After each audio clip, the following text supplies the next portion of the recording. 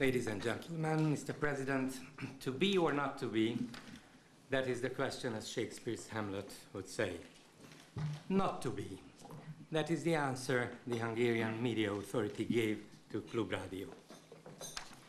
I'm in an easy situation now as a senior editor and presenter of the Budapest radio station Klub Radio, since we had to apply for the renewal of our frequency license, and especially since it was denied from us, we have become the most famous unknown radio in the world.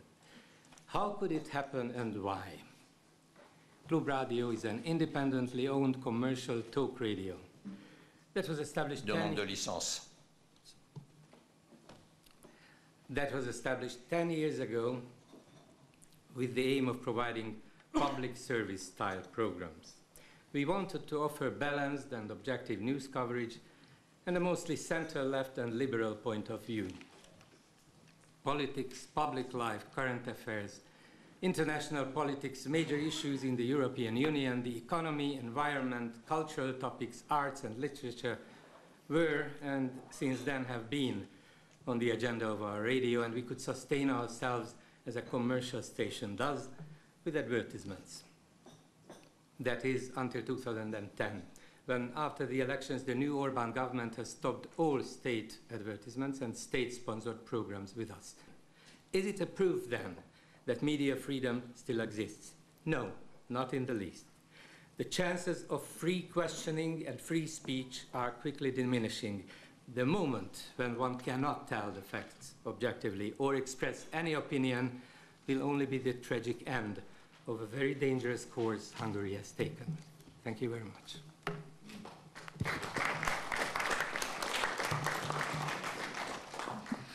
Je vous remercie. It is small wonder that the Washington Post yesterday ran an opinion piece proposing the restart of Radio Free Europe's Hungarian service. I'm going to try and put perhaps some of the debate into a wider context. I approached today's meeting with some conflicting emotions. On the one hand, it's depressing that we're still here after more than a year discussing the same fears, the same concerns. But it's also a positive thing that we are still here a year on, because it's far better to continue to put the Hungarian laws, in this case, under the spotlight, than to follow an approach of simply accepting what's there. We must continue to protest, to demand action, and to demand a media settlement that delivers press freedom for Hungary, but that also lessens the risk of other countries following a similar path. Thank you very much. My name is Kristina Morvai. I'm Hungarian and I'm a non-attached member of this parliament. This invitation to this meeting, which is, by the way, very abusive of women, so I suggest to the organizers to cross-check next time their invitations with the FEM committee, because this is indeed abusive of the abused, of the otherwise abused women. This is just in brackets. So this suggests that in Hungary you cannot talk. So being factual, as the President suggested at the beginning, as the chairperson suggested, let me ask the Hungarian journalists, what are some of the subject matters you are not allowed to write about or speak about these days in Hungary? Please tell us a couple of examples, because I counted about 20 different anti-government, strongly anti-government TV programs, radio programs, journals, and newspapers. And I cannot recall a single subject which would be a kind of a taboo in them. So please tell us a few. Also, tell us a few examples when journalists were punished, whether by this very scary media authority or by the courts or by the police for their political opinions. Concrete examples, please, because we have to be factual, as the chairperson suggested at the beginning.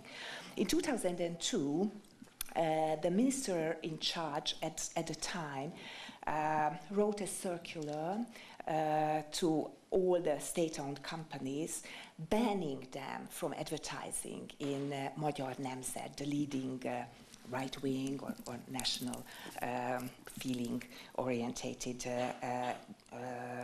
daily. At that time, we were a candidate country. There were so many references today to the candidate countries. Was there a similar hearing to this? I cannot recall. There was no response to that in Hungary, or it was not covered in the Hungarian media. When it comes to the history of freedom of speech and freedom of the press and the EU in Hungary, it's a very interesting historical context. This interesting relationship started with this poster. It says, you can also say no. This was the poster of a movement which was an anti-EU movement when the issue was to join the EU. Of course, all the radio programs, television, newspapers, everything was just telling the arguments for joining the European Union. There was this movement led by a gentleman called György Budaházy, which was against Hungary's joining of Europe. And do you know what happened? These posters were taken, seized by the police, thousands of these posters, and Mr. Budaházy was arrested by the police. Was there a hearing like this about this case? Because this was quite a scary thing, you know. This organization, the European Union, is supposed to be about human rights, freedom of speech, freedom of the press, and such a thing happens.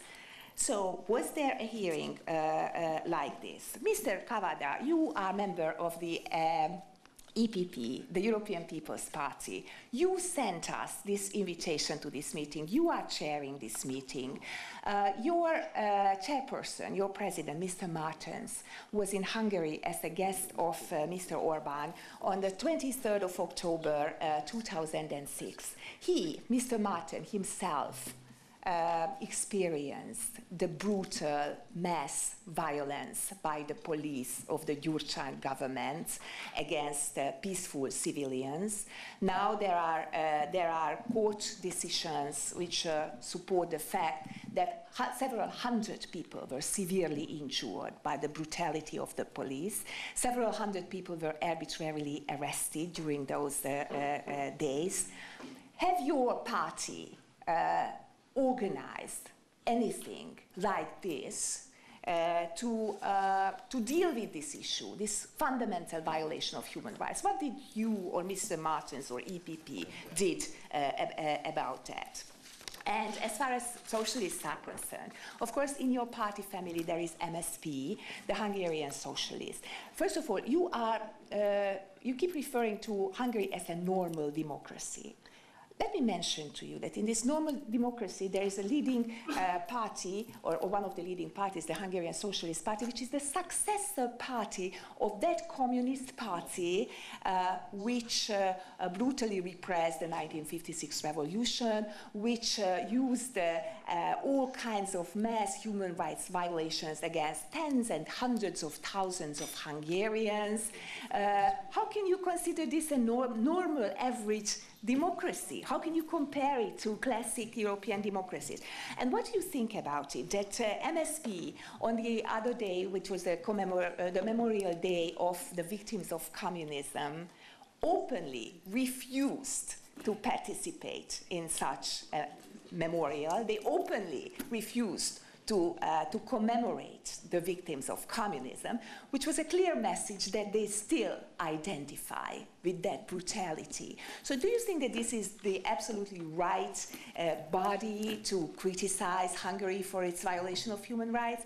Of course, we are getting used to it, that ever since our Prime Minister, Mr. Orbán, used the expression economic freedom fight, and ever since our government introduced the so-called crisis taxes against the multinational companies, against the banks, almost every day the European Union organizes something to blame Hungary. Isn't that interesting that all the five parties could so peacefully and nicely get together when the issue is to protect the status quo? Thank you very much.